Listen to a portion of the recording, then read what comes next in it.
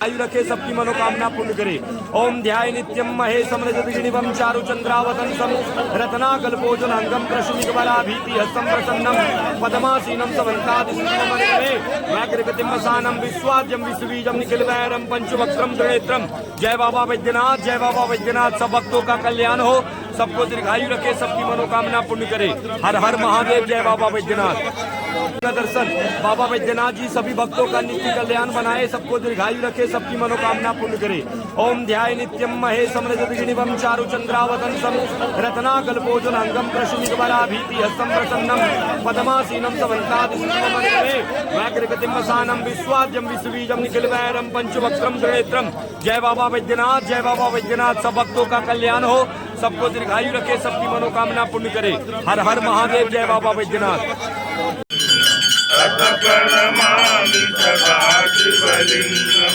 हर हर महादेव। जी हाँ, आपने सही समझा। हम देवघर में नहीं, महादेवघर में हैं। भगवान शिव को देवों का देव महादेव कहा जाता है। भला ऐसी स्थिति में आप ही बताइए, महादेव के घर को देवघर कहेंगे या महादेवघर? भव्य भारत से अगर भेंट करना हो तो महादेव के घर, जो भारत के 12 स्थानों में फैला है, का दिग्दर्शन करें। यूं तो बाबा हिमालय के उत्तुंग शिखर कैलाश पर्वत पर विराजते हैं, पर भारत के 12 स्थानों में भी साक्षात विराजते हैं। इन्हीं 12 ज्योतिर्लिंग में देवघर भी एक है। इस बार मुझे देवघर आने का मौका मिला। कार्तिक पूर्णिमा व देव दीपावली के पावन अवसर पर देवघर आने पर इस बार मैंने सावन कुमार मिश्रा उर्फ गुंजन बाबा की उंगली थाम ली। इन्होंने बाबा का दर्शन और पूजन बेहतरीन तरीके से करवाया। वास्तव में बाबा का पूजन कर मैं मंत्रमुग्ध हो गया। और सबसे बड़ी बात यह है कि पंडे के प्रति आमतौर पर जो नकारात्मक भाव है, वो नकारात्मक भाव गुंजन बाबा और इनके भाइयों, खासकर अजय बाबा में भी देखने को नहीं मिला। दक्षिणा के रूप में 1 भी रुपये की इन्होंने मांग नहीं की। जो भी श्रद्धा से दिए उन्होंने स्वीकार कर लिया। व्यस्ततम, भागम भाग और सांस भी ठीक से नहीं ले पाने वाले इस युग में श्रम करते करते जब भी कभी आप थक जाएं तो सीधे बाबा वैद्यनाथ धाम पहुंचे और बाबा का दर्शन कर अपने अंदर अक्षय ऊर्जा को भर लें। विश्वास कीजिए, पक्का विश्वास कीजिए, यहां से आप न केवल भरपूर मात्रा में अक्षय ऊर्जा बटोर कर ले जाएंगे, बल्कि आपके जीवन के समस्त अवरोध भी समाप्त हो जाएंगे और आपके वो सारे काम, जो काम अब तक रुके थे, दनादन होने लगेंगे। भगवान शिव को आशुतोष भी कहा जाता है।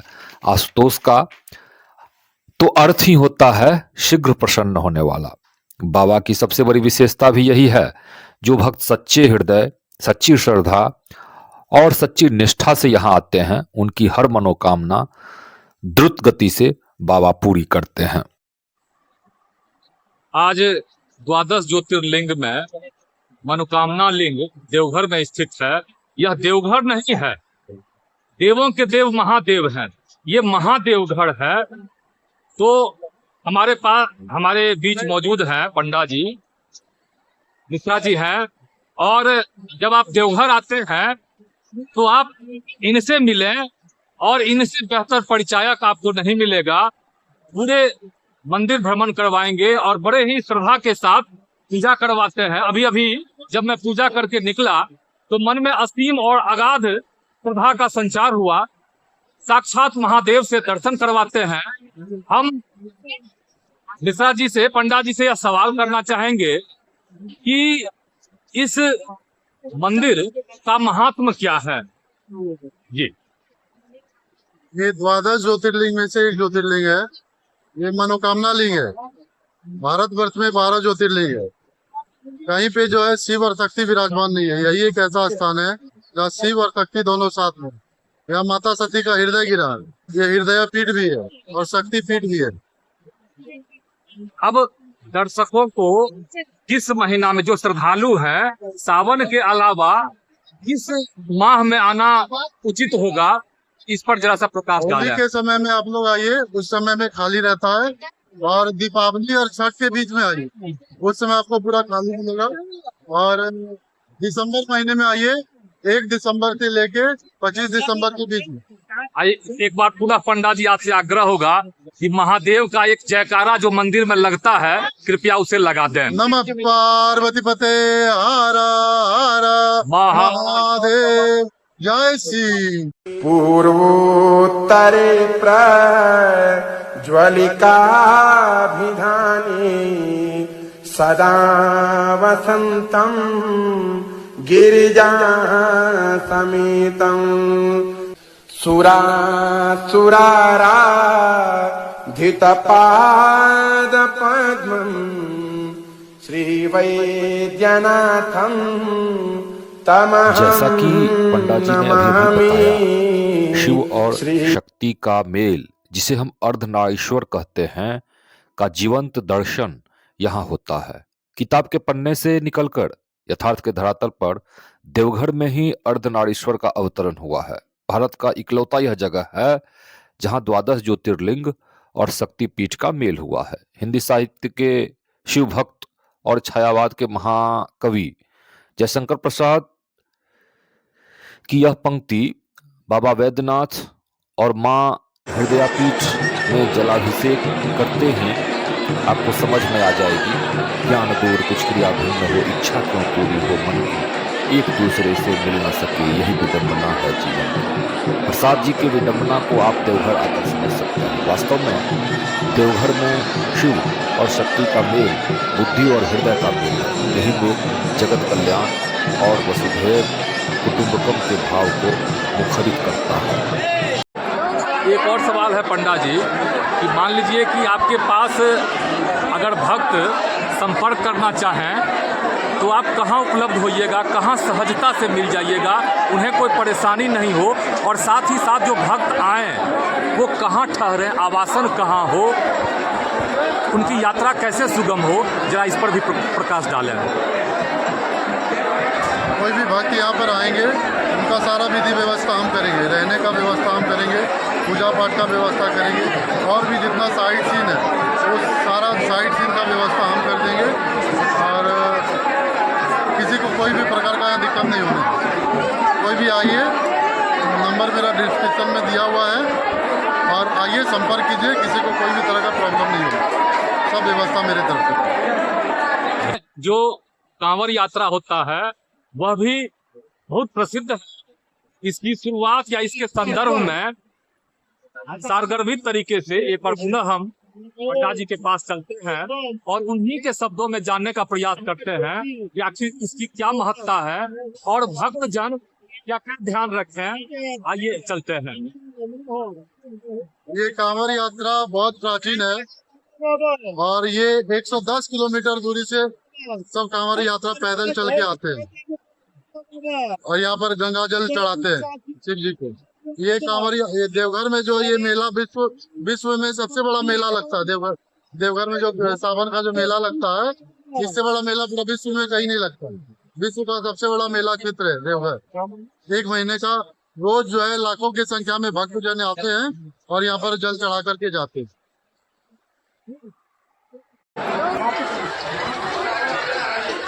कैसे किलो दे रहे हैं पेड़ा? 380 रुपये और 400 रुपये और 400 रुपये। ये अत्यंत स्वादिष्ट है, और आप प्रसाद चढ़ाते हैं या इसे घर ले जाते हैं तो निश्चित रूप से लोग इसे चाहेंगे।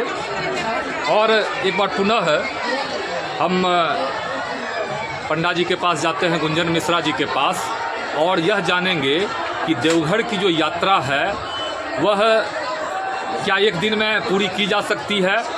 दूसरी बात कि जब अगर आप आते हैं, एयरपोर्ट पर आते हैं या फिर जसीडी में आप आते हैं, तो वहाँ आवासन से लेके आने जाने, रहने, खान पान इत्यादि कैसे करवाया जाएगा। आइए हम पंडा जी से जानना चाहेंगे कि कैसे श्रद्धालु को आप सुविधा प्रदान कराएंगे। जी, यहाँ से nearest station railway station Jasidih station है, जो कि यहाँ से 7 किलोमीटर दूरी पर है, और बैद्यनाथ धाम एयरपोर्ट भी है जो कि 12 से 15 किलोमीटर की दूरी पर है। आप लोग कोई भी आइए, कभी भी आइए तो कॉल करके आइए, मेरा नंबर है इसमें दिया हुआ, तो वहाँ से आपको रिसीव कर लिया जाएगा। और होटल का, यहाँ पूजा का व्यवस्था और साइट सीन जितना भी है यहाँ, सारा व्यवस्था, खाना पीना, टोटल व्यवस्था मेरे तरफ से किया जाएगा। और भी कोई जानकारी हो तो आप नंबर पर फ़ोन करके जानकारी ले सकते हैं।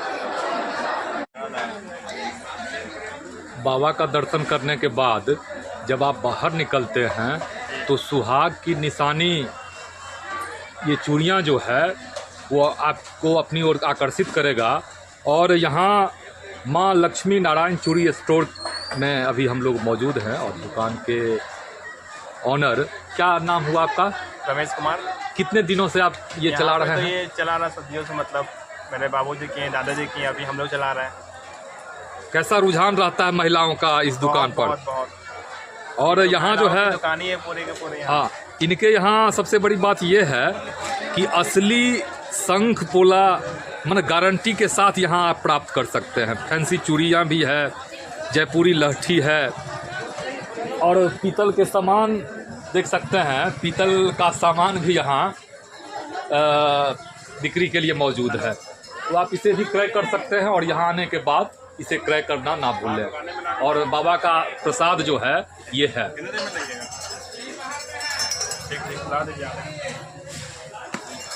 और कुछ कहना भी है आपको? और मैं क्या कहूँगा, ये स्वाद की चीज़ यहाँ पे लोग आते हैं तो लेकर जाते ही बाबा धाम से। महिलाओं की स्वाद की चूड़ी है, सिंदूर है, बिंदी है, ये बहुत ज़रूरी होता है लेकर जाना यहाँ से। जो भी लोग आते हैं पूजा करने के लिए वो लेकर जाते हैं और लोगों को देने के लिए बद्दी वगैरह भी लेके जाते हैं। ये सब चीज़ बाबा धाम का प्रसाद है, निशानी, ये सब बाबा धाम का। देवघर आने के लिए जो सबसे सुगम मार्ग है वह ट्रेन ही है। पटना हावड़ा मेन लाइन पर स्थित जसीडी जंक्शन में लगभग देश के चप्पे चप्पे से ट्रेनें आती हैं। मेरा तो सलाह है कि देवघर आने के लिए आप वंदे भारत ट्रेन पकड़ें।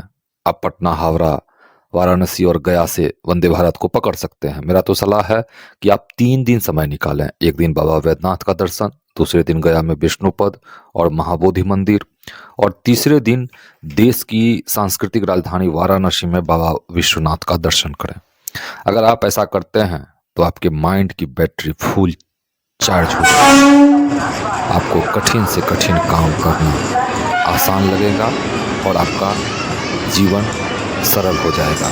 तो आइए वंदे भारत से बाबा वैद्यनाथ का दर्शन करें और अपनी मनोकामना को पूरा करें।